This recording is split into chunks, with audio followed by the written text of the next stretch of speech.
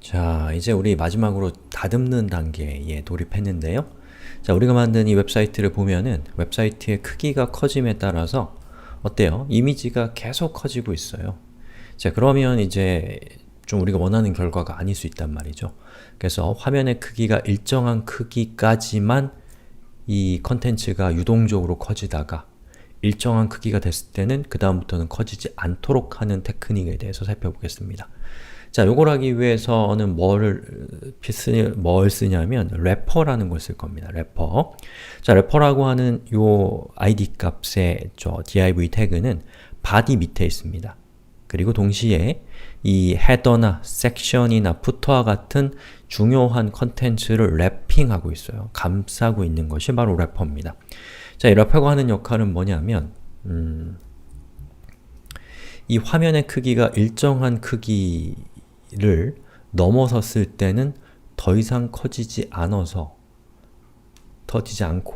그리고 가운데 위치하는 그 자리를 고수함으로써 컨텐츠의 크기를 일정한 크기보다 커지지 않도록 하는 역할을 합니다.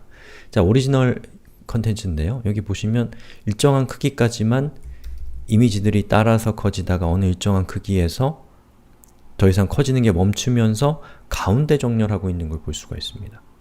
자, 요거를 하기 위해서 래퍼를 사용하는 거예요.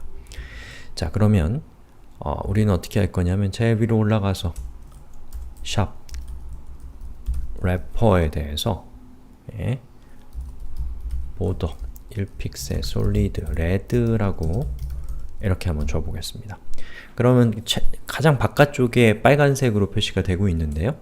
바로 이 래퍼의 max width 값을, 최대 폭의 값을 여러분이 타겟팅하는 가장 많은 사용자들의 브라우저 크기의 최대 크기에 맞추는 거죠. 예를 들면 뭐가 있을까요?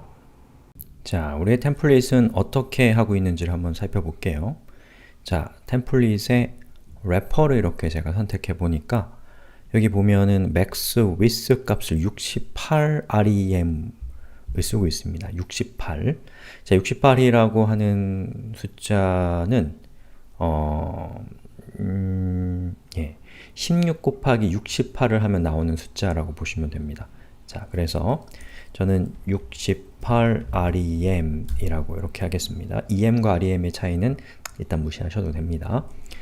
자, 그렇게 해서 한번 리로드를 해보면 우리의 웹사이트는 화면이 커지다가 어느 일정한 크기부터는 더 이상 커지는 것을 멈추고 자기의 위치를 고수하게 됩니다. 그 얘기는 뭐냐?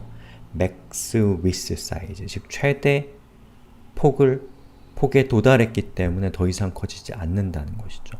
자, 그래서 검사를 통해서 최대 폭이 현재 얼마인지를 한번 보니까 자, 이렇게 가장 커졌을 때 래퍼의 크기가 뭔가를 보니까 1360 정도의 크기를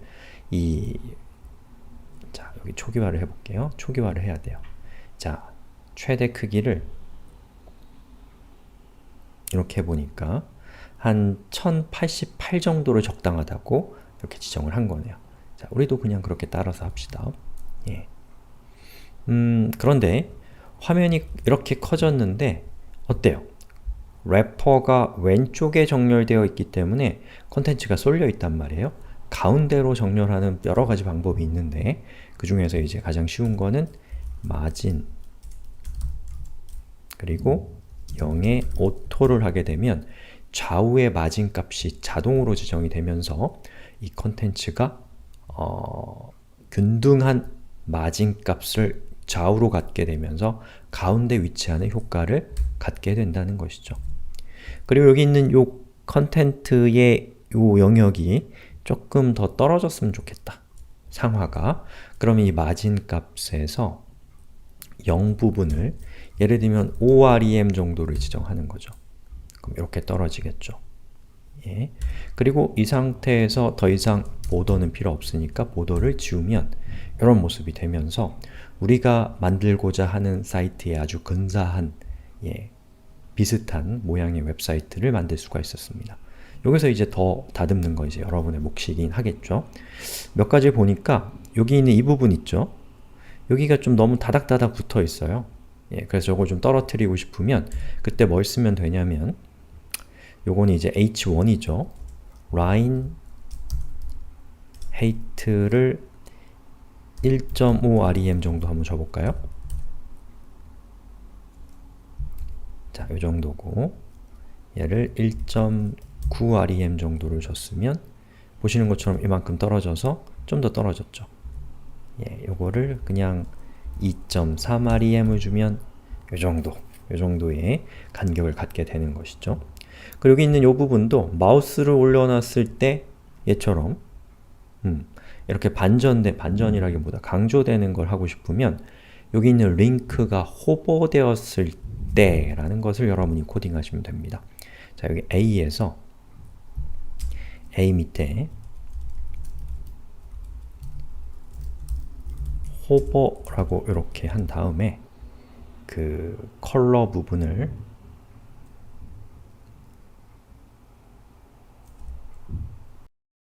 A의 호버보다는 우리가 지금 백그라운드를 li에게 준 상태이긴 하거든요. 그래서 요 li가 호버되었을 때 자, 그 중에서 나머지는 상관없고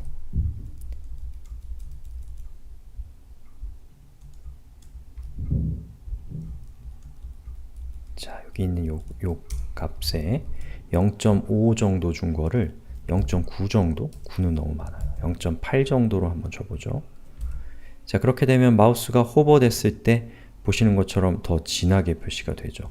0.08이었군요. 저거를 0.2 정도로 한번 주면은 이렇게 더 진하게 표시가 되는 걸 볼 수가 있습니다.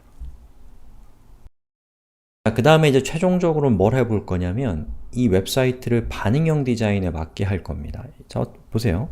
보시는 것처럼 화면이 작아지니까 너무 조그매져서 의미가 없어지잖아요, 컨텐츠가.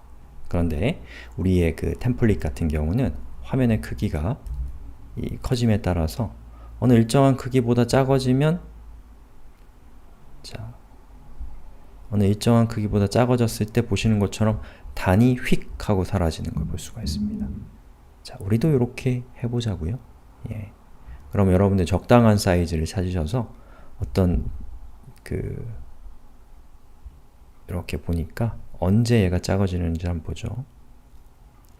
우리의 템플릿을 딱 보니까 476 픽셀 정도가 됐을 때 작아지나요? 한번 보죠.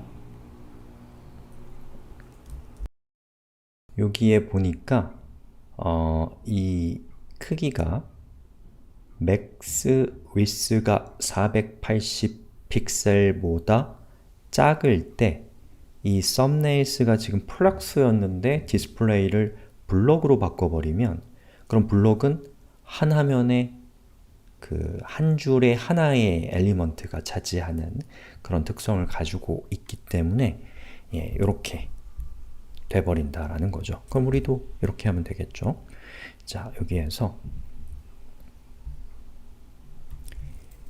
미디어 쿼리를 이용해서 맥스 위스가 480 픽셀보다 작다면 자, 썸네일의 이 부분을 이렇게 가져오셔서 디스플레이를 여러분이 블럭으로 하시면 됩니다. 자, 블록으로 하게 되면 이 화면의 크기가 400픽셀보다 작아졌을 때 썸네일이 블럭이 되면서 보시는 것처럼 이렇게 단이 없어지고 이렇게 일렬로 보이는 레이아웃으로 변경되는 것이죠. 자, 이렇게 해서 제가 준비한 내용은 끝났는데요. 어째 보니까 좀 미흡한 것들이 많이 있어요. 여기는 여백도 좀 더 합리적으로 조정했으면 좋겠고 여기 있는 텍스트도 너무 작잖아요. 그리고 여기 있는 여백도 균등하지가 않아요. 제가 여러분들에게 일부러 불편함을 드려서 여러분들 요거를 조금 커스터마이징 할 수 있도록 하는 거니까 여기서 끝내지 마시고 여기 있는 웹사이트를 좀 더 아름답게 하는 후처리 작업들을 좀 한번 해보시면 좋을 것 같습니다. 자, 이렇게 해서 이번 영상은 여기까지 했고요. 여러분 제가 요거 다 만든 것도 아니고 여기 있는 이 사이트를 여러분에게 수업으로 만들기 위해서 저는 이것과 똑같은 작업을 한 10번은 했어요. 10번을 할 때마다 처음에는 그냥 따라하기 급급했고, 두 번째는 보면서 따라했고, 세 번째는 예제를 안 보고 그 템플릿을 안 보고 직접 짜다가 잘 기억나지 않는 것은 템플릿을 보고도 해봤고, 그리고 이제는 혼자서 다 짤 수 있는 상태가 됐을 때는 그때부터는 시간을 단축하려고도 노력해봤고, 시간을 충분히 단축했을 때는 그 다음에는 여기에서 여러가지 변주를 주려고 해봤습니다. 그래서 우리가 무언가를 똑같이 따라한다는 것은 실제로 똑같이 따라할 수는 없는 거예요. 시간이 됐건 내용이 됐건 약간씩의 변주가 있을 수밖에 없거든요. 그래서 우리가 피아노 치는 사람들이 피아노 칠 때 그 어떤 적당한 박자를 맞추기 위해서 얼마나 많은 수련을 하나요? 마찬가지로 우리가 학습을 하는 데도 있어서 이 암기는 좋진 않지만 여러분들이 그 필요성을 스스로 느껴서 반복적으로 수련하는 것은 저는 바람직한 것이고 꼭 필요한 거라고 생각합니다. 그래서 뭔가를 처음부터 만들어내는 건 쉽지 않습니다. 다른 사람이 만든 거를 여러분이 똑같이 모방하는 것을 트레이닝을 해보면서 이 어느 순간 자유롭게 무언가를 표현할 수 있는 상태가 되는 거니까 한번 똑같이 만드는 작업을 한 번 끝내지 마시고 여러 번에 걸쳐서 한번 해보셨으면 좋겠습니다. 그걸 계속 하다 보면 시간도 단축되고 이 템플릿에서 없었던 디자인도 할 수 있게 되면서 이 CSS나 HTML에 대한 여러분의 자존감이 높아질 수 있다고 저는 생각합니다. 고생하셨고요. 여기까지 하겠습니다.